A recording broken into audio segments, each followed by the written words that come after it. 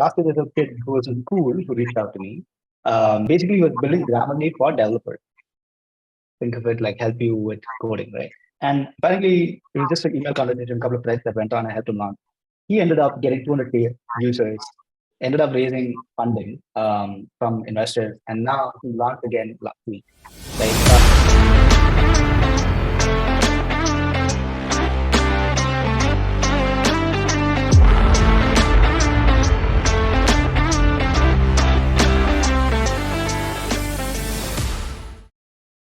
Kevin and Sandeep, thank you for doing this podcast. I mean, I feel like virtual is an easier way to get the two of you in your elements. I feel like when we were doing a test recording, Kevin, I saw you walk in your shorts and come back. So good to see that you're well prepped, at least the top of the podcast, right? Yeah. Yeah. So the reason why I actually wanted the two of you is, Kevin, obviously we've interacted multiple times. I've seen your networking in action. And I feel like every time I speak to you, I just feel like you're the most well-networked person I know personally. So that's always good to hear how you've gone about meeting people and connecting with people. And Sandeep, similarly, I'd heard a lot of really positive things about you through Ajay. Apparently, he sent you a text and you didn't respond. And then I sent you a text and then you responded. So Ajay, want to bring that up on the podcast. We're just throwing it out there. It's okay. I'll tell him that you don't like him as much. But yeah, the two of you have interacted at Galaxy as well. You and Ajay, right? And it's weird. You and Kevin work at a Galaxy, but the two of you never met each other. We must have seen each other, but I don't I'm think. Sure. Yeah. I think I've seen him, but I just pop in once in a while, so not very often though. So. I wear my shorts a lot, dude. Nice. I mean, I think, your introduction, a lot of ways says a lot about you already. So, I mean, that I think the podcast and the intro will take care of. But I'm curious, just for the two of you, like, what's your style of networking? Like, if we had to kind of put a label on it, right? Like, I feel like some people are really good on, hey, I'm at a co-working space and I'm just going to like know everybody at a co-working space. Sometimes it is, I'm really good on the online play versus the in-person, right? So, or I go to a new city and I know everyone. Like, is there a certain style that the two of you have in terms of how you think about networking? Sure. I think it's a mix for me. If it's offline, I try. You've seen me at Galaxy, right? Like as we work, I try to make friends with everyone. At least over a couple of weeks or a month. So I would love to get to know each person. So that is something I generally do. I used to do a lot of online networking as well. Now it's more like inbound, so I don't actively go searching for people as well. But I do that quite often as well. I love meeting people, so I'm a very community-driven guy. You know that. So I even if I'm tired, I'm always like looking to meet new people. So that's something that I up my alley. Right. It's kind of interesting because I never knew about networking, and I never knew about the word networking. But growing up in the 80s, early 90s, I just used to have a lot of friends from different walks of life. And I just liked interacting, sharing experiences, trying to understand people from a different worldview than mine. And that just continued through my life, right? So, I mean, I never was exposed to the internet till like the late 90s. So for me, collecting people and just embracing people for who they are sort of became my second nature. And it just was very fortuitous in my career that in the early part of my career, I moved from a tech role to more sort of a pre-sales business development role, which I think sort of enabled this spike to come out in a very mature professional manner, right? Right. But as Kevin said, today as well, I've taken a step back because I don't think it's about quantity anymore and everybody has a limited amount of time.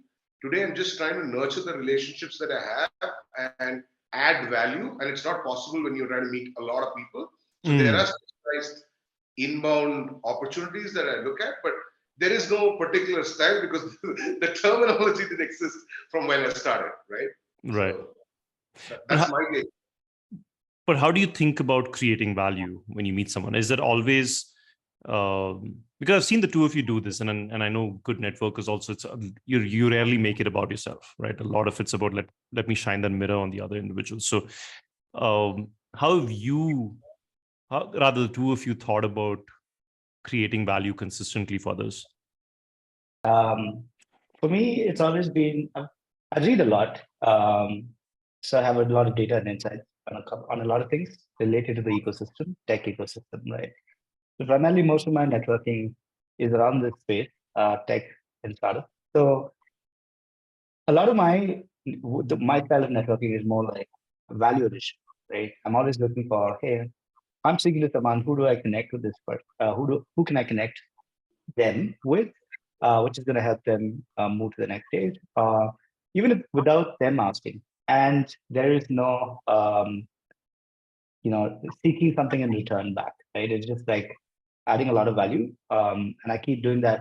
I think it's a good example of how we have done it in the past. Like when you were building your last startup, whenever I come across something, and the first thing I would think about, and I've also been honest about you, I would send the same link to you and a bunch of your competitors as well, because I think that link could be useful to them, right? So I keep in track whenever even not when I'm, even after we're done networking in that place, even after that, I tend to, be resourceful and be valuable whenever I come across something that I think could be useful to you.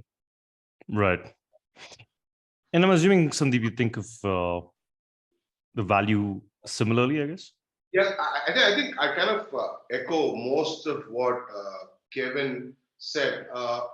For me, I think one of the important or pivotal moments in my life was probably late 2003 or late 2004 when LinkedIn came about, and I got an invite on LinkedIn.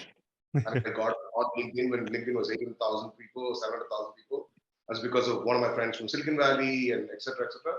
And I actually felt that you actually can open up your universe and help people in a very relevant contextual fashion and not expect anything back, because there is karma or whatever you do good will come back, and you will be getting favors and opportunities because you've enabled somebody. So I think the social network era sort of opened up the ability for you to actually add value in a tangible fashion. Somebody's looking for a job, somebody's looking for a podcast hosting opportunity, or somebody's looking at building the next startup, right?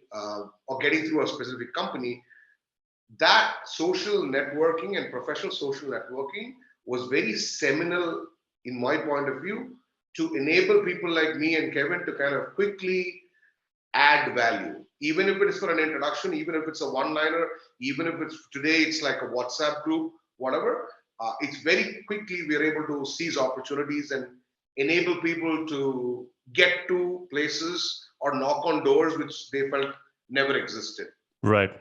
No, but do you fundamentally have to be a secure person to be a good networker? Because I'm asking you that because let's say you meet somebody for the first time, you're fundamentally curious to say, oh, this is what you're doing, which maybe just comes naturally to the two of you. And then you're like, hey, you know what? I can help you do X, right? So that doesn't happen to most folks. If you have to really break it down, I feel like maybe 2 out of every 10 people would be like, hey, let me see how I can help you, versus, oh, what you're doing is interesting. And then there's a full stop at the end of it, right? I think it's empathy quotient that's a determinant. I think fundamentally, as a personality type, if you see top networkers and top sales, business development people, they have very high empathy, which means what I call, a couple of my friends call it like the 10-second, 15 seconds, which is when you meet a person in the first 10 seconds, 15 seconds, you seize up what they're all about, and then you kind of get them to your same wavelength. It could be an old grandfather who's 72 who's got amnesia, or it could be somebody who's just about to enter college, doesn't know which school or which college or which stream that he's going to get into, right? So if you're able to sink in mentally understand the psychology of somebody else and their pattern of thought, then I think you're getting them to be very comfortable in your presence, which means you actually can add value. And you don't sermonize it, but you add value in a very uh, unassuming way. Right. I think it's a very thin line that you walk on, because a lot of times when you're saying, yeah, when someone is telling you something and he's like, I'm gonna help you, it also, based on how you, say it, it also comes in a line of you trying to brag that you have a better network, or you're trying to be there, right? So I think for me, the way it has happened is because of what I've done previously over the last couple of years. People assume this is how Kevin operates as well. And for me, it's more about genuinely, like very similar to what you said, empathetic, right? Genuinely listening to what that person is doing and what he wants without them asking for it.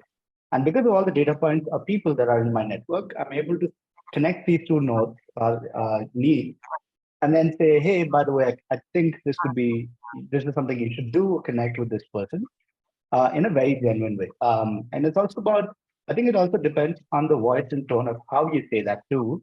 Because sometimes that people also believe, based on how you say it, this is probably just the guy who's brag and tell them that doesn't do it, right? So most of the time, these days, what I've done is actually take a note right there or do the introduction right there.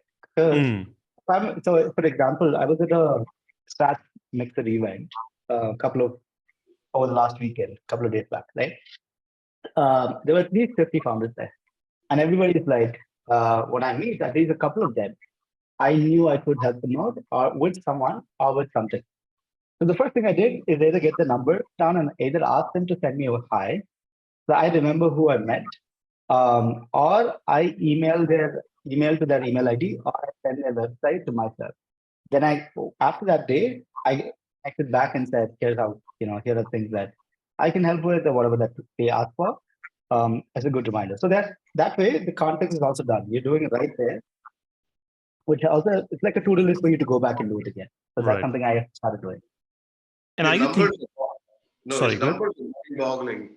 To be honest, Anirudh. I mean, I think Kevin, I mean, just looking at a CV, the kind of companies and the numbers that he's kind of helped, I would definitely not be able to do it. I don't have the tools, but I think one thing, Kevin, what you said is actually very relatable, because there are several people in my network who I consider as human routers with AI. These guys could be like, I want to source coffee from Nicaragua. They would quickly come up with 3 contacts. So I think that's it's an firmware, an application layer that you have on top of your normal psyche that kind of assists in the networking aspect.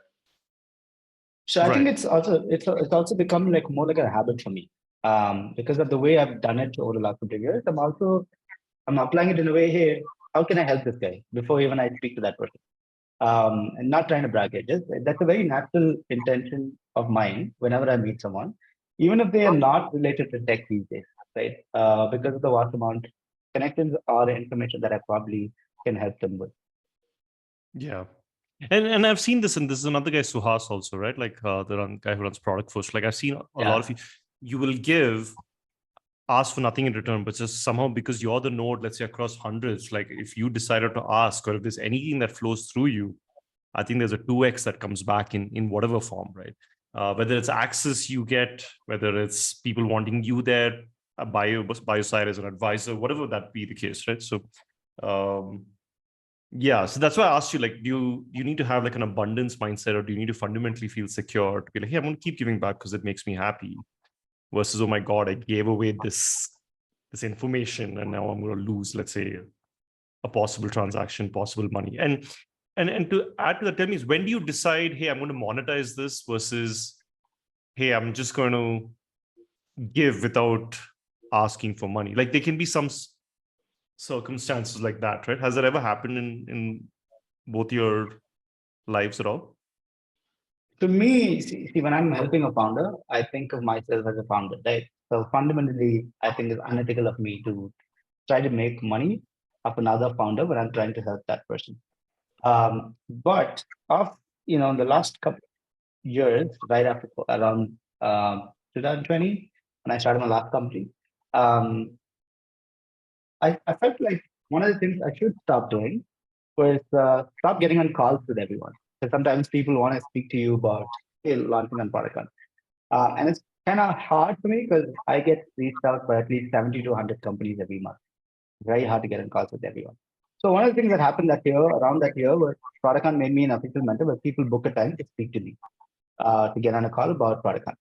So I kind of started doing that right after that, where if I will help you out for free on WhatsApp, email, any of that, or even offline, right? But if you would like to spend like 30 minutes or more, hey, I can still have you on email, but if you would like to, speak, here's a link where you can book a slot with.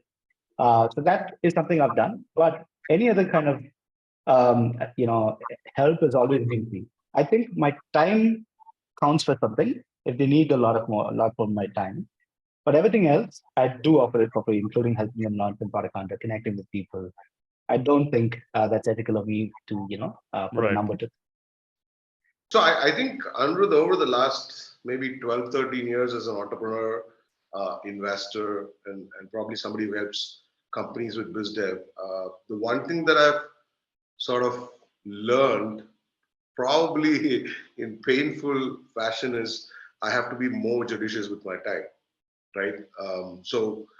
Unfortunately, today, I am very careful who I want to take meetings with, what is the context of the meetings. I still connect to people who come in through a reference, etc. There's no problem. I sit and I, just like Kevin said, I sit and talk to founders on the business models, raising financing. I look at pitches as well. But I kind of realize at this stage in my life, I need to definitely have more control of my time, and I want to be focusing my efforts on my business, my investments, and obviously other social aspects. So I today, one thing that I have done is I don't do a lot of early stage as well. I'm Mm. very careful that I need to be engaging with companies that have built a first version of a product or were doing some sort of revenue or client um, traction, because I don't think of myself as a 0 to 1 guy. I'm probably like a more 0.5 to 2 3 sort of a guy, right? So I'm very clear that if I were to come in and help and use my network, have access to capital, etc., then it should actually impact somebody who's in that right stage, right? But of course, I don't do too many networking events. This is just a choice that I have in the last couple of years. So I definitely do help out and reach out to people who get introduced through connections and contacts.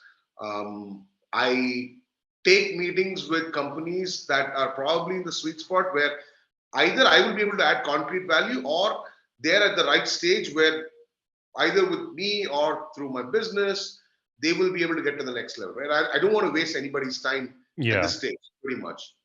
Quite clear on that part. Fair enough. And I think both of you have built that over a period of time, right? Like you figure a way out where inbound kicks in. But you've put in the work, maybe it's the last 10 years or like 15 years in terms of just building that network, and just because it comes naturally to the two of you. But I'm curious, like, let's say there is a 21-year-old, right? Someone just straight out of college, they are looking to maybe start something on their own, and they want to really connect with folks in the ecosystem. It could be a potential VC, it could be angels, it could be tech co-founders, like complementing folks with complementing skill set they want to find, right? So they can build something epic. How would you recommend going about it? I look for different, I've been in college. I've been an entrepreneur when I was a college kid, right? Like I built my first thing when I was in college. So whenever someone who's in college, a school reaches out to me, let's say from a product hunt perspective, I make sure, I respond as much. I respond to everyone who emails me, by the way, right? And now very rarely do I not respond if it's spam and not something I would like to even touch. So if it's a student, I try to be as helpful as possible. Um, Calls, I think I've done a couple of calls as well. I don't think a lot of these people also want to get on a call, which is actually interesting. They just email you and ask you for help. I'll give you a good example, right? Last year, there's a kid who was in school who reached out to me, and he wanted to launch a product. Basically, he was building Grammarly for developers. Think of it like help you with coding, right? Um, and apparently, it was just an email conversation, a couple of threads that went on. I helped him launch. He ended up getting 200K users, ended up raising funding from investors, and now he launched again last week, right? So I think the impact of what he can do to someone, even if they're at a very early stage of their career, is something I don't misjudge. If it's it's probably going to take me 5 or 10 minutes to do that connection over email or WhatsApp or whatever it is. I think that is valuable. And even offline, if I do meet someone, I would ask for specific questions because at that stage, they don't even ask the right question. So I do that on their behalf, figure out what they're actually looking for, see how I can connect or help. So that is, I think that's valuable, especially because I've been that person a couple of years back. I try to do that to anyone who reaches out to me. So you would recommend saying reach out. Let's say if I'm a college student, reach out anyway to the people that you want to connect with, whether it's via email or Twitter, any of these mediums, and don't feel like, hey, you can't get in touch with them because you will most probably respond. Yeah, what's the worst? What's the worst thing that can happen? Right. Right. You always figure out how to position yourself. That's something I did very well when I was a college student. You use the right keywords and what triggers, let's say, what gets the other person to email you. For example, hey, I'm a college student who's been building apps, and here are some links. Now I'm building this. I need your advice. I want to launch a product. Like I would be excited for someone who's doing this in college because I don't think a lot of kids do that in college, right? So you want to make sure that you give me relevant information that is going to make Kevin think or anyone think that this person is worth his time. Let me help this person. That's the job of any guy who wants to get connected to someone. Right. I mean, I've invested in a couple of companies that are run by kids who are not even gone to college. So it's kind of interesting standpoint. But coming back to your question, Anirudh, so today the world is very open, but the problem is also that there's a lot of clutter and noise, right? Yeah. So my advice would be like if I were a non-technical founder trying to find technical co-founders, I need to be able to go to the communities offline and online where these guys hang out and then figure out a way to do song and dance and identify the right fit. So go to who you need to be in bed with and try to figure out how to entice them. That would be what a non-technical founder or a technical founder wants to find his complement to build a business. That's one. Uh, when it comes to finding investors, or venture capitalists, etc., uh, my advice to somebody out there would be to do a lot of deep research and also talk to the relevant people. Because let me tell you, unfortunately, there's a lot of walled gardens out there. So a reference from somebody means that you will get a response to an email or a LinkedIn invite a lot faster in the financial capital world, especially in VC. Right. Or as investors. So there you got to figure out and map who are the hubs in your network that can give you access to many of your potential leads or prospect, and then code that relationship. That's number one. Number two is, unfortunately, people claim that they don't have time. But hey, when you're pitching a business to a professional investor, be it a fund or a private investor, that one email or that one tweet or one LinkedIn message is potentially worth several hundreds of thousands of dollars or a couple of $1,000,000. Try to fathom that. Then you will put in the right effort to craft, personalize, and actually introspect what you're communicating to who you're communicating to. Right. You might want to raise money, your business is at a particular level, but hey, that person at the other end is a person. He's seeing, like Kevin said, he sees 100 companies a month. That guy who's in the fund or as an investor goes through 40 emails of pitches. Do you stand out?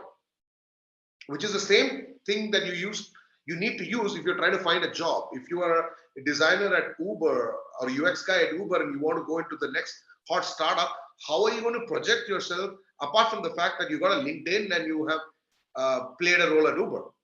Yeah. No. So I think the emphasis there on time and personalization and intent is something that everybody should be very, very conscious of in my book.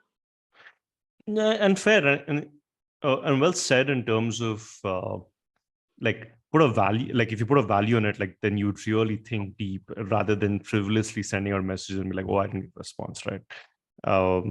Because quantifying that kind of makes you feel like maybe I have only one shot. But tell me this, and this is for the all of us, right? Like we're all on multiple levels at the social rank. I'm just going to put this out there as like on a scale of 1 to 100. Let's say Elon Musk is at 100. We're in different places, right? We all want to network with, let's say, people at a higher social rank, either deliberately or it's nice to have them in our network, right? How would you do that today? I mean, some people like, what can I give Elon Musk that he's going to be like, dude, I'm going to respond to you, right? Like, I'm not saying it has to happen just as I messaged him on Twitter and boom, he called me home and then we had drinks, right? No, it doesn't have to be that, but what do I need to do as an individual to constantly start networking with people above my social capital, if you had to call it? Don't sell them coal from old castle. They have a lot of money, they have a lot of power. Exactly be antithesis of that. There's got to be a differentiation in what you offer. Because a person who's at a billionaire or $700 million net worth, 95 to 98% of the conversations that he's had from different sources is all about people asking for money. So what can you bring to the table? What can you offer him? What is something that he's currently missing out that you can bring to the table and offer? Will be a smart differentiation in my book.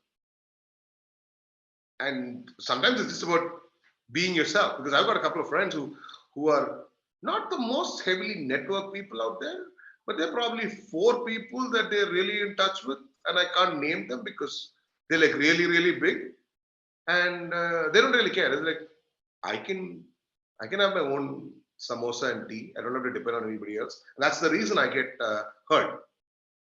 I think one, this is just based on my personal experiences, right? One, I believe, I think you need to have a strong conviction of what your strengths and weakness are and what you're good at. That is very important when you're trying to network with anyone, either about, like what you said, about anyone with above your social rank or below your social rank, like the social level. For me, I believe each of us have something unique to offer. I know something that two of the other people in this call are not aware of. And you know something that I'm probably not aware of, right? I have a lot of data points and insights, which are very unique to my perspective and life views and experiences, based on which I would come up with something that you might not have had an answer to. So that is something I've always think about, right?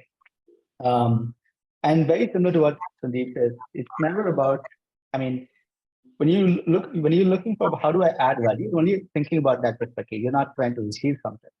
And I think people get that, right? I think it's easier to, when you have that mindset, it's very great, very good because you're able to offer that insight. I operate in that principle, and it does work for me because I've also built over a period of time, built that value that people above my social rank come to me for advice. Probably people smarter than me come to me for advice on a specific skill set or value that I bring to the table that they believe that they lack. So which also, which is where I'm saying, I think I have something to offer, regardless of who comes to me. And it goes vice versa as well. That's a good point. Like, I feel like if you're the top 1% or the top 0.1% in your craft, you'll most probably gravitate other folks which are in the top 0.1%. Right? That's why, like, celebrities and athletes kind of mingle, and then that complementing piece happens, right? Right. Great point, Kevin. Great point. Yeah, well said. Actually, one example that I can look at in recent times is if you know about this Medium editor or Medium writer called Tim Jennings. He's Australian, and Tim's been putting a lot of content out there in the last 3-4 years, and he writes very, very naturally. And today he's got a following from across the world that's stupendous, and it's just him writing about motivational, non-motivational his life, and then he talks about stuff where he gets invited to LA, where people want to hobnob, Hollywood celebrities want to meet him, etc. But he's just become so damn good at what he does. Mm. Very On similar that, to Jay Shetty. oh, is he? Jay Shetty has a very similar storyline, right? Like if you look at a lot of these people, right? Like including Ryan Holiday, he used to write, tweet about stoicism for a very long time. Nobody was like, "What's happening with this dude?" Right? And eventually, he built like whenever someone says that word, the first thing that people think about right now is him. He has a couple of books now. He has a couple of podcasts. He has a blog. He's built this whole content ecosystem around that word, and people could, go to him for just that. Now, Mm. compared to he pivoted from a growth guy to a stoic guy. Right? Yeah. So Yeah. actually, there's a lot of examples for that. Right. And it might be about owning that word, which Mind Valley is guy, Kevin. Vishen Lakiani. Yeah, Mind Valley. Yeah, that's Yeah, another Mind example. Valley guy is done pretty similar. I'm not a big fan, but we can take that offline. Sure. I mean, I have similar comments about Jay, all these Yeah. guys, but yeah. Yeah. I feel like the delta between what is being sold and what the reality, I feel like that delta is high.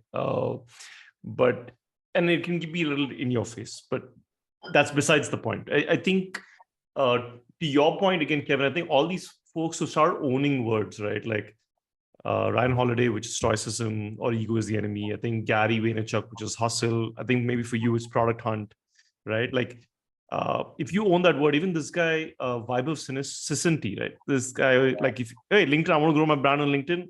Good job. And he was talking about Vision, and the team from Mind Valley did a session with him on how to amplify your brand on LinkedIn, right? So super point. You have a lane, people know you for that, and then I guess you gravitate towards that, right? Tell me about location today, being in wherever you are, whether it's in India or whether you're in the US.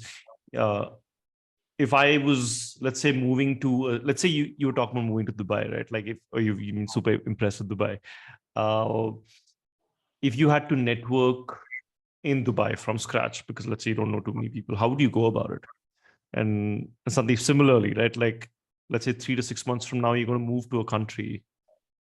How would I actually essentially network be in India?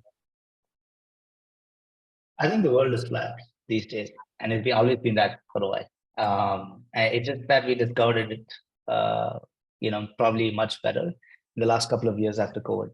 A lot of the people that I have built my network with, I've never met them face to face. It just happened out online, over emails, over WhatsApp, over Zoom calls, or whatever that is. Very few times I actually step out in Bangalore for a networking event. I actually don't do a much offline networking events unless someone who runs it just calls me like, "Hey, do you want to come hang out with us?" Or like, "Hey, be a part of this." Right. That's not going through offline, right? So it doesn't matter which part of the world that I'm in. Me being in India, a lot of these companies that I've helped have gone into like the next round, whatever, sold their companies, founders that I speak to, and they don't have no idea what I'm saying. And probably they've done the research, but they don't care. All the connections that I've built over the last couple of years was built online. So it doesn't matter if I move to US or Dubai, because I think I do very little offline networking, because it also depends on the value and the quality of that event and all of that. So in a year, if you take in the last couple of years, I probably would have been to like 10, 11 max offline events, right? And the number of calls that I've done is way higher. So I don't think it really matters where you are.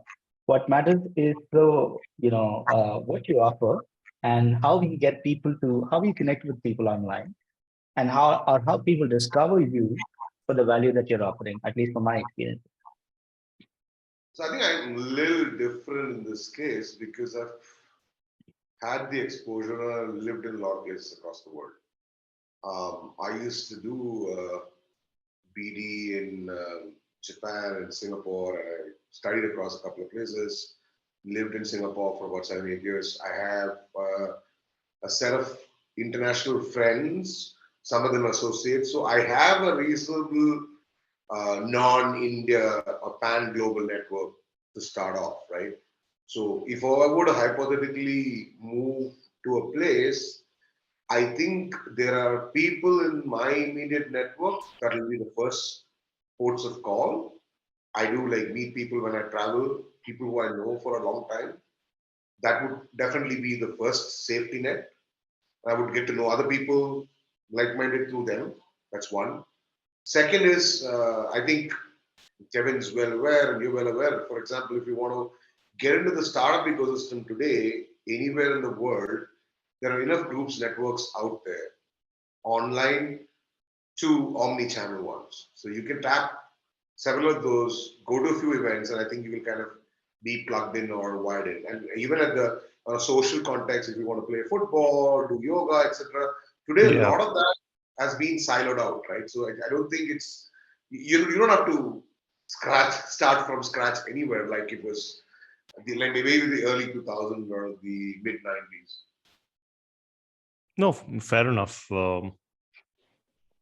Yeah, actually, and to both your point, I mean, sometimes it's a very like coming back to the first piece which you brought up in terms of style of networking, right? Like Kevin, I feel like you're very online, and like if I had to break it down as 1:1 versus 1:10 and 1:100, 1:1000, and let's take 1:1000 are the folks that write content at scale, right? Like those folks. I feel like you're in the 1:100 kind of play, which is, and correct me at any point, like I will help in all these things, and maybe you're hovering between the 1:100 and 1:1000, right?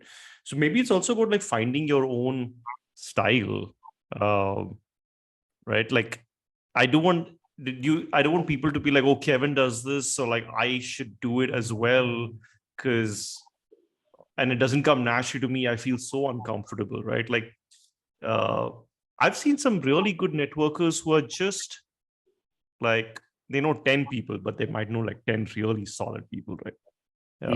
So is there, and everyone today seems to be looking at network as, oh, this person has 100,000 followers, or this has like 10,000 followers, right? Like, so do you, how do you kind of, I guess, like, what would you tell people? Like, how do you get people to focus on the quality of the network rather than massive quantity? I think some of the smartest people I've met don't even have an online presence. Even founders, they don't even care.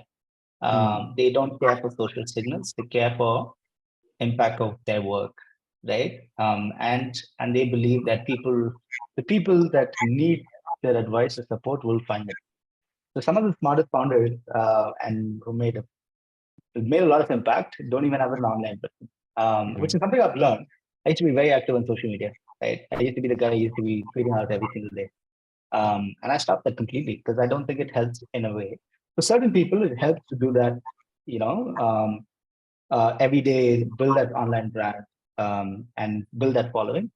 For certain people, I've realized it doesn't have to be that person for me. For me, I've realized is I provide value, and the people that want that value will find me, regardless of what I do or what I not do. Right. So it's very similar to what you're saying. In each of us have our own value system, what our skill sets are our own style of doing stuff. So it's about finding your own way of doing things. So I figured like I don't have to be, that person who's hyperactive online, tweeting a lot of things, saying a lot of things. It's just that give value to certain people online, and then the word passes around because you've actually done real stuff to provide value. And then they tell a bunch of people that they think need your help, and then they come find you. I think that has been my style. That doesn't mean that's the best way to do it. It's more like what works for you. Sandeep, I was wondering if I was going to maybe give a few examples or other use cases, and I'd love to hear the two of you in terms of, let's say both of you are going to start a company, and I want to, because startup seems to be just this over indexed word or place that we are in today, right? So let's get specific. So let's say I want to get into Y Combinator, one of the top accelerators in the world, right? How would I go about it? Not a Kevin, not a Sandeep, because you've built inbound and you've built goodwill. But how would someone today get into, let's say, a Y Combinator if they had a legitimate product but the network was missing? So today, if I wanted to get into Y Combinator and I have a product which is based on something with decent amount of domain expertise, and I have a tech co-founder, Y Combinator looks at a domain and a tech co-founder. The marketing is secondary to them, right? So if I have a domain and a tech co-founder team, what I would need to do is I would probably need to talk to at least 5x Y Combinator alums from the current year and the previous year. And the way to do that is actually write a specific note on LinkedIn as to why they should share 20 minutes of their time and how you'll make it worth your while, right? So that's the first thing I would need to do. The second thing I need to do is to kind of figure out there are people across the world who are actually on the judging committee of Y Combinator, who've been associated with Y Combinator. They've built companies who've gone into Y Combinator multiple times. Try to figure out who are the people in that particular country or region who actually could give you more information on what the selection criteria is. So I mean, it's about putting the application together, but it's how do you word that application and what you've built and where you're at and what value Y Combinator can add. And that we need to have insider dope from people who actually built it and people who are ideally on the committee to do it. Right.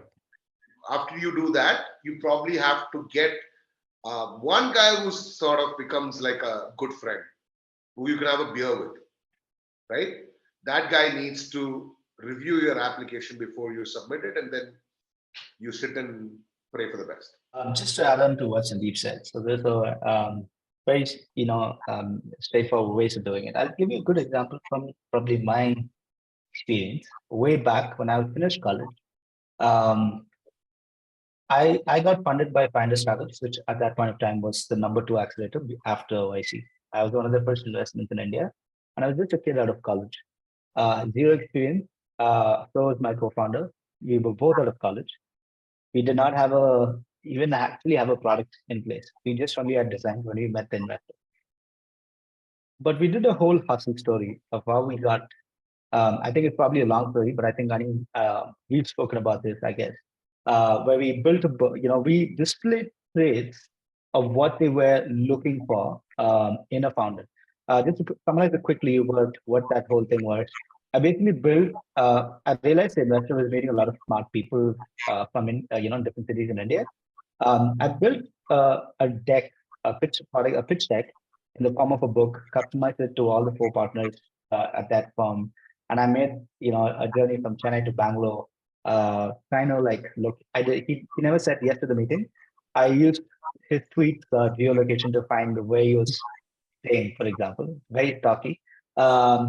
But I met him at the hotel lobby, pitched him on the way to the airport when he was leaving Bangalore, and ended up 3 weeks later getting a call from email from him. We would like you to join our accelerator. So I think there are different ways in how we can do it, depending on. So a good example is Instacart, right? They actually closed. The founder did not get, he applied after the YC application date was over. Basically, what he did, he sent them a sample of how the product works by sending them some items to the YC, one of the YC partners, and then he loved the hustle of this guy, and then they got him an interview done, and then they got him in. Right. So there's different ways to do it. The first part is probably what Sandeep said, probably most straightforward way. Second is if you don't have, a lot of these things, it's still display who you are as a founder, what you're looking for. I think that is also possible. There are different ways. There's no one right way to do it. 1 or 2 right ways to do it. Nice. Kevin, your hustle story, as long as you're using it for work and not for dating, I think it works quite well. Right. But Been that's there, done that. I use your geolocation and I showed up. Here's a picture of you and me photoshopped together. Actually, but that was cool. Thank you for the insights. The next piece on, let's say I want to get in touch with the angel investors. Again, no network. And there are all these networks already. Like there's the Mumbai Angel Network, there's Let's Venture, and I'm sure you can go through crowdfunding platforms. But how do I get in touch with them? How do I get in touch with the angels which are willing to cut out small checks? Yeah. I think one, I would first work on my psyche as a founder. I think a lot of first-time founders actually put them, think of people on the other side of the table as God giving them the check or the money or the cash back, right? I think one of the things that I say is we're both on the same level. And I think actually we are giving them a job, the way I think as a founder, because what I'm trying to do is, as when I run a company, is I'm trying to multiply the money.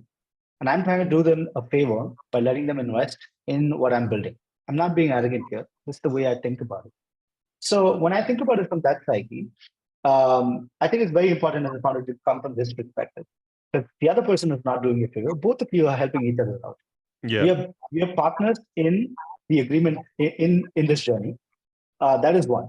So when you operate from that principle, that's the first step I would take. Second, compared to a couple of years back when I first started off, the amount of money that is in the ecosystem, the amount of funds and investors is way, way high, 1000x, right? So it's a question of you filtering out who you want to want on this journey based on your values, based on your goals for the company. Make that thing a priority. The second is make sure you have the right pitch or the right incentive or the not incentive, more like the right things in place for them to be excited about what you are building. Do your homework right before you approach any one of them. A good way about how I think about this and what I generally advise founders these days, if you want to raise from, let's say, whatever amount, right? Let's say you want to raise $1 million, and you want to raise, let's say, depending on like from 10 or 20 people, make a list of 10 investors that you never want to raise money from. But go to them first. It's okay to be ripped apart by them, but you become smarter by the end of that 10 conversations with them. Then go to a middle set of people that you probably want to have, probably not want to have, become even better. And then go to the top set, which is actually people you want to erase from. So you know your mistakes when you go through the whole journey and you become a better you know how to fix it better. That is something I usually say. Because that's something I think makes sense or something I've seen other founders apply as well. So that's something I would recommend. I think Kevin hit on some really excellent points, right? I completely relate to what he said about exclusivity and giving access and opportunity to an investor. A lot of people don't think that way. People, you basically change the apple cart around and change the power equation, which should not be the case. Introspection of yourself and introspection of what you're building should give you conviction that these are the people that you should be pitching it to, and these are the counters of the questions that they're going to ask. A lot of people like exclusivity. Like I know a lot of people in my network who like to be pitched deals, and they like to be pitched deals where the entrepreneur is not talking to 500 people. And they know that the value that they add, if it's an enterprise software play or an IoT play, the value that they add is immense. So you've done your research, right? So you're not going just for the capital. You are going because you have a story, and that story involves them to join to build a rocket ship together. But just to play devil's advocate, and I think that flip in thinking is hard, because let's say I'm a founder in my 20s. I've never seen money like 4 CR or 5 CR. So I am if my relationship, if I don't come from a place of abundance, and there are a lot of people who are trying to move to that level, right? I can very easily be lured with, man, this person's going to give me 25 lakhs or 50 lakhs. I'm going to say all the right things because I need to make this work. Versus, hey, you're coming from a place of abundance where, dude, this money, I'm going to help you grow 10x I'm the node for this, right? So how do you switch But that? it's a call that you'll have to take, Andrew, because see, end of the day, a first-time founder is you signed up for it. You have to do a lot of things, and your learning curve is very steep.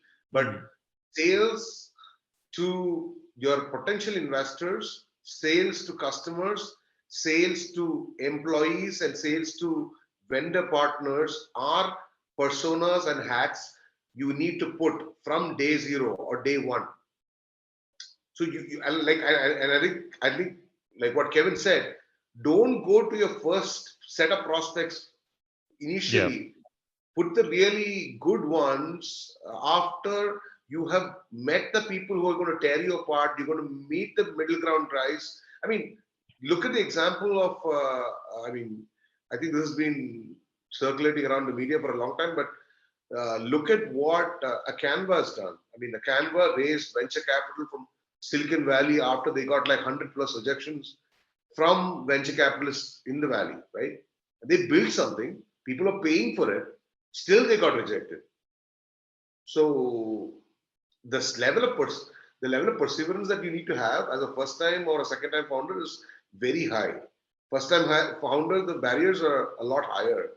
But that doesn't mean that you should not learn, you should not put on the different hats, play the personas, think through opportunities. Yes, 25 lakhs is a big amount of money, 50 lakhs or 1 crore gives you burn for 8 months, 9 months, whatever. I'm not disagreeing in any of these points, but you need to get money at the right terms and have people at equal footing. Because I'm sorry to say that, but this ecosystem also had a lot of stupid people who call themselves mentors and are sitting on 1%, 1.5, 2% equity on a lot of companies where they've not added value. They've not put capital. That's also been the state of affairs in an ecosystem which is young like ours. Founders need to grow up. Founders need to show up and say that this is, I have got conviction in what I have built or what we are building. Right. So, I think it's time they really drill deeper and say that I want to raise money, but I'm going to raise money on my terms, which means that there is a certain level of coaching that is required, but you will learn that as you go along.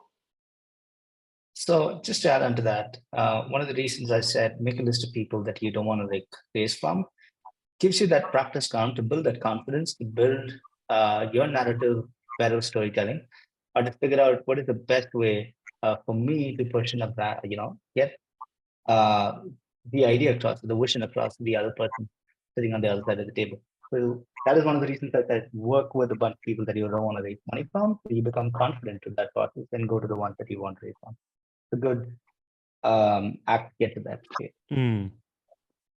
No, Actually, Kevin, you might become really good at one of the persons that you don't want money from will actually give you money. Sure. It's interesting. You spoke about, let's say there are a set of people that I don't want to raise money from and going through that process, right? I've in my personal experience, what I've seen is if you start becoming good friends with people, right? Especially like a lot of these angels who are like, I'm maybe stereotyping, but let's say in their 40s and 50s, they're trying to live vicariously through you as well, right? This like, I used to be an entrepreneur. You have the energy. Can I give back? Right? For them, maybe 25, 50 lakhs is less than 1% of their net worth, right? So they actually just want to hang around people also sometimes. Obviously, they want a 10x return or a 100x return, but they also want to be around people who they like. And I think even just developing a relationship outside of your idea itself is great. I've seen people just be like, you hang out with them, you have got coffee, sixth or seventh meeting, you're like, hey, let's do something here. You need money, take it. Right? It's so it doesn't have to be transactional at all. Have your own advisory board, not just from a professional standpoint of view, but also a personal standpoint of view. And these are people that you aspire to become in the next 5 or 10 years. And they become your own personal set of advisors. There's nothing in it for them. It's just for your own personal context. These are people that studied with you, your peers in your last companies, who've gone on to the next stage of where you want to reach, who the entire relationship with you is just on a friendly basis, right? And you use them as a sounding board because of different aspects of your life. and they're also aware of that, right? There's nothing in it for it, just like help each other out. That also helps. As a founder, make a list of those people, build a bond, deeper bond with those people, and have that, support system that through which you can probably not commit the mistakes that I would have done or someone else would have committed before they went to that level that you want to reach. And I guess coming to that, and Kevin and Sandeep, do both of you have, I mean, I don't like the word. Okay, maybe. Like, do you have mentors, or do you have people who are 10 years older than you or a lot older who are like, here's where I want to be, and they are in your life? Do you have folks like that in your life? Interestingly, I have people at my age who have done it at my age. So that's like a big motivation for me. I do have friends across the table, I mean, across all the ages. But I do have friends below me and above me, around my age, who also accomplished what I would like to accomplish at this age or probably in a 5 years time. It's very humbling from that perspective for me because sometimes you tend to think you're smarter, right? And then when you meet people below you, below your age and about around your age who actually killed it in terms of their accomplishments. So I do have that. Also, I have a lot of connections with people way experienced than me, like 10 years older as well. So that is something I do. I wouldn't say they're mentors, more like friends, like just like how I term it. I do not, I mean, it's not like I keep in touch every week, but once in a while, right? Just to stay in touch and check on what's happening with each other.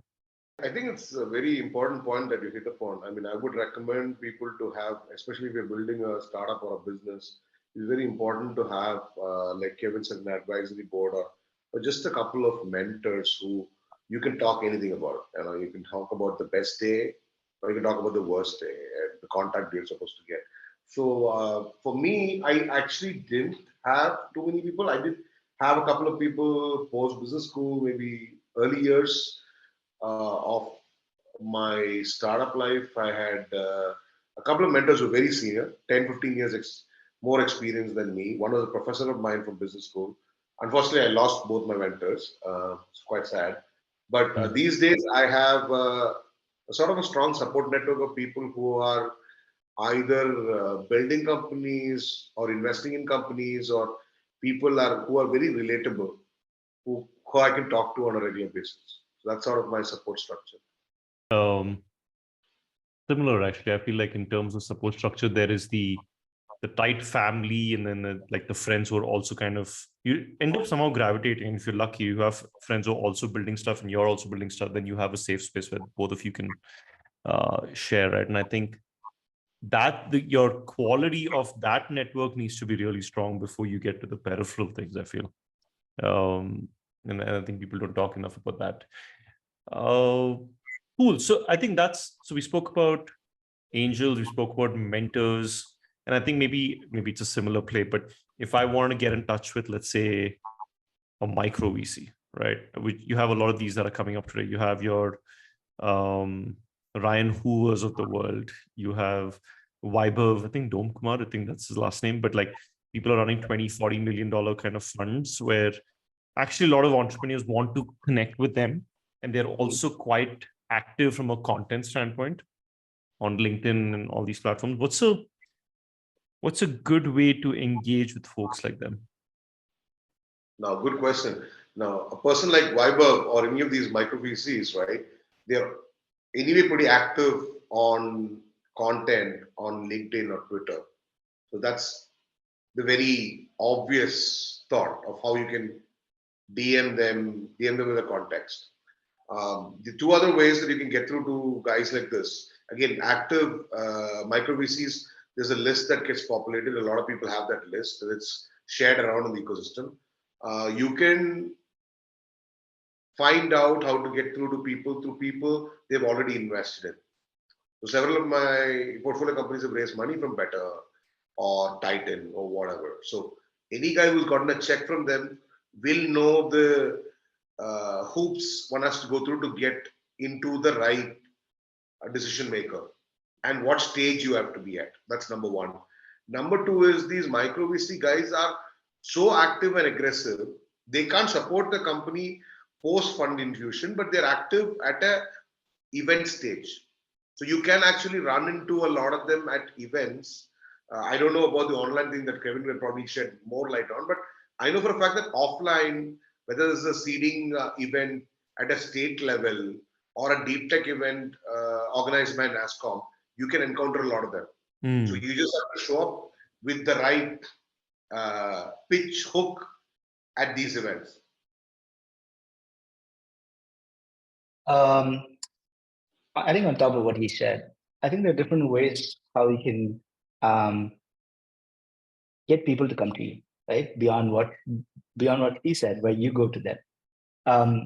I think one is every fund is always actively looking for the next company to invest in. A couple of ways you can do that. I mean, they do it is they have a lot of these associates who are helping them find those companies. As a founder, what you can also do is try to build a brand around the sector that you're going after or the problem that you're solving. So typically what founders do is they start putting out a lot of content around that topic, around that problem they're trying to solve, and the word spreads around, right? So that is one way that you can do it. A lot of people, not just about, some people build in public where they openly talk about, hey, I'm working on this idea, or I'm exploring ideas, whatever, or I'm building this thing, here's day one, day two, whatever. That's another way that you can get people to come to you, right? For me, one of the things that I've also done is probably, not possible for others, but the different ways you can do this is I've probably helped, because the number of companies that I helped is anywhere between 3,000 to 5,000 companies around the globe. I would have helped at least most funds, at least one of their portfolio companies. That's in India or in the US.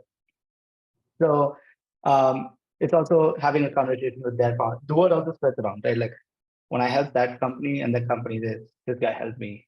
So that also is another way, right? So there's different ways around it. C is I actively, you can also actively follow people that you want to be surrounded by. What I mean by that is like get invested by and see what they're tweeting out, see what they're talking about, see if you can add an insight online to their LinkedIn post, to their Twitter post. Keep interacting without just, adding insights, offering knowledge, dropping knowledge bombs to value, or connecting them with someone if they're looking to talk to someone about something, right? So that's something I've done in the past that has also worked. That's something I also recommend. You don't have to go to them; they can also come to you, depending on how you want to play it.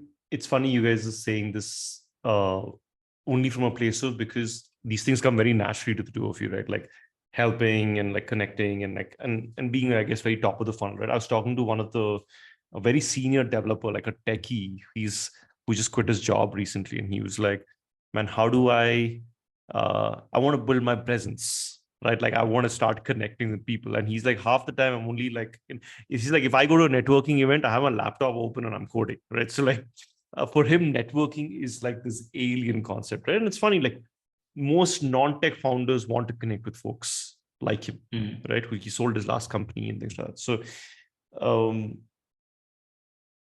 what is the play for people like him, which is, I don't like networking, man. It's just like they can almost dismiss networking. Like they kind of, I mean, they also dismiss marketing. Hey, marketing is like cold calling, man. Like, it's like the conversations are, let's say, I don't find them important, or it's so out of my comfort zone, but I still need to do these things that can really help me, let's say, get the top 1% of the opportunities. Because I feel like today, it's about access. Like you can have 10 people for the same job, but whoever has the access gets the distribution or gets the gig, right? So what's the advice there?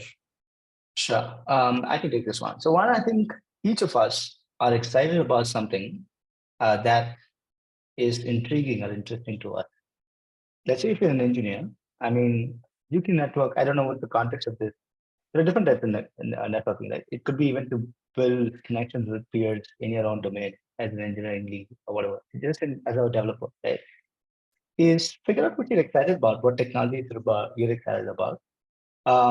There are always, online forums, offline events around that technology, where even if you're not interested in people conversation, you're interested about that particular topic or programming language that you're keen on, or technology that excites you, could be even ChatGPT, right? OpenAI stuff. So figure out, can you go to those events, go to those conversations or forums or things that are happening around your area of interest, where you're genuinely excited by it. It comes naturally to you. I think each of us, regardless of how introverted you are, all of us are excited about certain things. And I think that's a good, a way to get started. And I think eventually, if you want, I think at the end of the day, there's each of us have at some point have to become a salesperson. We are always selling, be to our girlfriend, to be to a wife, to be to our children, be to the people that we work with or work under, right? So we have to be conversational and develop that trait. And you can start with things that you're interested, excited about, and then move on. Hopefully, if that is required from you to other stuff that could be exciting. Kevin, are you married? No, I'm single. Sales, which is not really tuned up. No, I do concur with a lot of things that he says, that because you don't have the liberty to have somebody to go up and sell for you or attract enough attention to your business. You have to learn to do some parts of it yourself. Till, like, if you look at a lot of founders, I mean, I respect founders who basically go and get the first 100 customers through sheer founder-led sales and marketing. I mean, like, for example, recently I have somebody used to work for me and a very good friend for the last 10, 12 years. He just did founder-led growth till raising his Series B of almost, not Series B, but more like a post Series A of almost 10 million bucks. So that way, you exactly know what you expect a team that you will hire to kind of come on board and do for you. So it's not easy for a tech guy to go and sell, Sure. but it's not easy for a sales guy to go and code as well. So if you go back in time, there are so many guys who are non-tech who've actually sat and built the first version of a product that's gone on to become a big business, especially in the tech space, right? So I mean, it's not optimum, but I think you can figure out, and especially like you talk about your friend Andrew, but if he's a second-time founder, he would know some things that would work and some things that would not work. For first-time founder, he would learn that a lot of things in sales don't work, and they're not similar to the playbook that you use as an engineer and how you solve problems, right? Because you're dealing with fairly irrational human beings, and Right.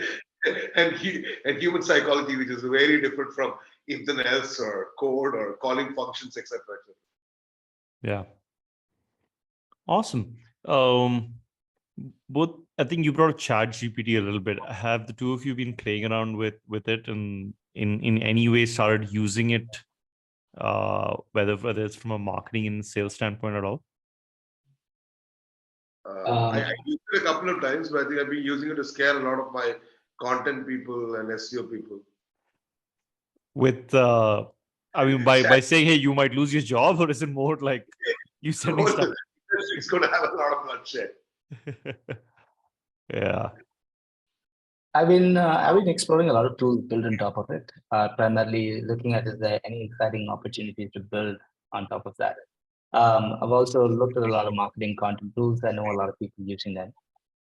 Exciting stuff, I guess. I think one thing is, I think people, there's a meme that I saw today. People say, there's a meme said, we are an AI startup, and then they have a cloth and they remove the mask actually, and it says an API call to ChatGPT, right? I think if it's a very interesting technology, but I think because it's available to everyone, you got to go one level deeper if you really want to win this. Build on top of it. Otherwise, someone is going to just replicate it. Build something more substantial on top of ChatGPT. Go one level deeper. Don't build anything superficial on top of it. If you're looking to build, Right. work in that space, whatever that could be. It's interesting you say that. I feel like even with the way you use ChatGPT, like in terms of queries, I was talking to my marketing team today, and one of the questions So I was like, hey, listen, why aren't you using ChatGPT for like a YouTube headlines and like for descriptions and stuff like that, right? And they said, hey, we've used it.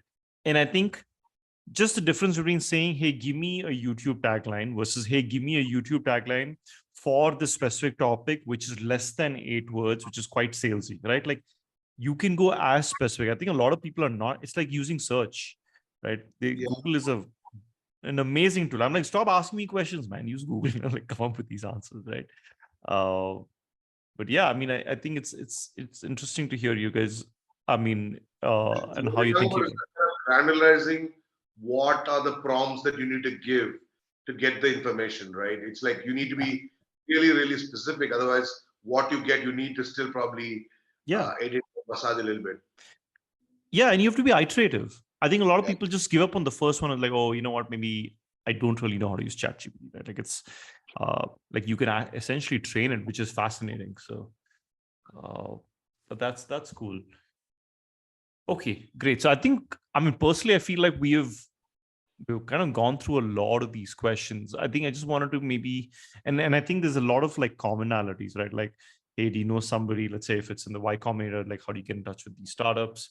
I think you touched a lot about the axis and now locations agnostic. You don't have to worry about the medium, right?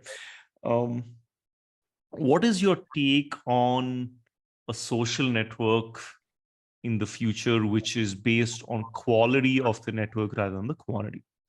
Right? Like today, you have LinkedIn, which everyone measures. Oh, this person has 10,000 followers. This person on Instagram has 100,000 followers. Like, what does that have to? But if my quality of my network's not great, it might mean nothing. So, like, do you feel like there's room to do a social network which is purely based on, oh, let's say Kevin, Sandeep, and Ani all have 1,000 people in their network, but like the value of his network, let's say, is at 80 versus 70 versus 60, right? What's your take on something like that in terms of a social network? So there was something called, I think there is still something called A Small World, ASW, which is the social network for the top 1% or 5%, whatever. So it came about, I think actually it was there since 2007, 2008, and there was a crash and they were trying to kind of merge the business or whatever, right? So it's a paid social network. But I think one of the fundamental problems in this space, other than I don't know whether Kevin agrees with me or not, is like if I were to pigeon rank your network, my network, Kevin's network, we need to get enough signals in terms of who are the people that I'm constantly in touch with, who are the people who would actually respond if I were to send a request, etc., to actually qualify my network, and only that portion of my network should I really open up to my close friends, right? So there is still a fair amount of digging that we need to do. I mean, some personal CRMs capture it, but unfortunately today the problem is we are all interacting with people on phone, dark social, web, etc., etc. So there are multiple channels out there. We're not really able to quantify the level of depth that we have with the connection, right? So if I were to have like, I have 15,000 followers on LinkedIn, say for instance, and I probably know 6,000 to 7,000 people directly or indirectly. Even that 6,000 to 7,000 people, how many of them can I actually call it close? Or there is a concept called the Dunbar quotient. The Dunbar quotient is for a normal person, they will have a Dunbar quotient of say 100 or 150 in terms of the number of people that they're in touch with. I think Kevin, me are outliers in that respect. Shamelessly, we can say we're outliers, but how do you really ascertain a Dunbar quotient and the quality of connections that you have to open that portion of your network to your trusted first degree? It's an interesting problem to have. Right. I think I mean, I don't have much points to add on this. One, I'm someone who's refraining to use every social network except Instagram, because the people I care about really on a personal level or an Instagram. I think the future of networking would be, from a professional context, would be built on top of the value chain that you've built for yourself and for others around you. So people, what I mean by that is when you go to LinkedIn, people say a lot of things that I worked here, worked this, I did that. But it's hard to verify if what you're saying is true, or the degrees that you put out are true. It's unverifiable right now. I think in the future, a lot of this would sit on maybe on top of blockchain, as people say, but will be verified, including the work that you do, or anything that you claim to have done. Um, anyone who is able to verify that, I think is sitting on a gold mine. However they plan to do it, either through Web3 or anything else, any other means, that is a gold mine ready to be built, where you're able to verify people's claims of how they connected, who they connected, what they've done, what they've accomplished. If that is being verified, able to be verified in some piece, some format, I think that's a big gold mine sitting on top of that to be built on top of that. Interesting. No, I'm with you. I think anything that's being built in terms of I don't have to go do a background check, and it's set up because everything is inflated today on social media, right? Yeah. But to your point, I feel like my closest friends are maybe not even on Instagram. Like my friends from the past are on Instagram, and my closer friends are on WhatsApp today. Yeah, awesome, cool. I think that's primarily it, guys. By the way, Sandeep, I looked up Dunbar number. You're saying the number of relationships a human can have in a given time period is typically If 150. you look at this book called Art of the Startup, which Reed wrote with this guy, I forgot. The Art of the Startup was written by Reid Hoffman and his mate. It's a good book to have, actually. Kevin, pick it up if you've not read it already. It's called The Art of the Startup, and it talks about networks, and it talks about how do you actually monitor, measure, and extrapolate your networks to create value for yourself, right? The Dunbar question is actually something which is very scientific, actually. Right. Have the two of you ever thought of starting a podcast? I feel like podcast is an interesting way to network as well, right? Like to get your time is tough, but if I create podcasts as the platform, then maybe it's easier to get your time, right? So have the two of you thought of creating one, or hey, let me just attend if someone asks me to come on? So personally, I mean, I would have said yes a couple of years back. I've gone to the state. I'm in that zone where I think I do not have to do this. I need to focus on what I need to build, actually do in the world, and build value, and then see. And people, I think it's easier to do.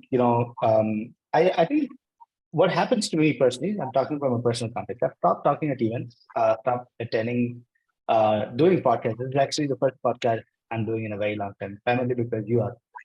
Thank Right? you. The reason I do that is I believe I become a different person when I step on a stage and when I try to gloat about what I've done or how smart I am. I don't think that's valuable. I think it's just from a personal context. I think I provide real value when I sit one-on-one with a person and hear them out and give input and insight based on my learnings and experiences and try to be helpful to that person. Because there's nothing out there for me except to actually help that person. When I get on the stage, when I do a podcast, when I do something else, or do a blog, or write something, I'm doing that from the context of I do want to become smart because, or whatever that is, right? I have to sound smart. Where I'm actually giving any of that, just trying to be helpful. So that's something I prefer. So not thought about it in recent times. I don't think I'll do it. You never say never though. But if I start a company and then the company requires me to do a podcast, Right. I've thought about uh, doing a podcast, but definitely not on professional context, but with some really funny friends, Friends, right? Yeah. So that's probably the only thoughts I've had in the last couple of years. Yeah. But I think it's a great medium to disseminate information. I think you definitely get a lot of eyeball and engagement if you actually have a live audience in a live podcast or whatever. I mean, I'm not a big podcast listener, but I mean, I used to read Tim Ferriss's blog even before he wrote the book, and I still get email newsletters from several people who have podcasts. I don't listen to the podcast, but interesting articles, I just skim through the transcript, right? I always try to hack away so I don't spend time. But yeah, it's like, I don't mind being on podcast. Like, this is probably the second one in the last 6 months or so. But I think it's a great medium to engage audience. Like, Kevin's right in the sense that there is a lot more mental jive sync when you're in front of the person. You're able to break things down very quickly. Here, the one to money dissipation might not work, but if you have it on specific areas where somebody, like for example, setting up the business, setting up a startup, what do you do in the first 60 days? You can disseminate information, particularly in a cluster better. But yeah, I mean, all the best to you, Andred. I mean, I know you guys have been working extremely hard to get a lot of content out there. Yeah. I mean, actually the number of podcasts that have been created today is dramatically reduced since 2019, right?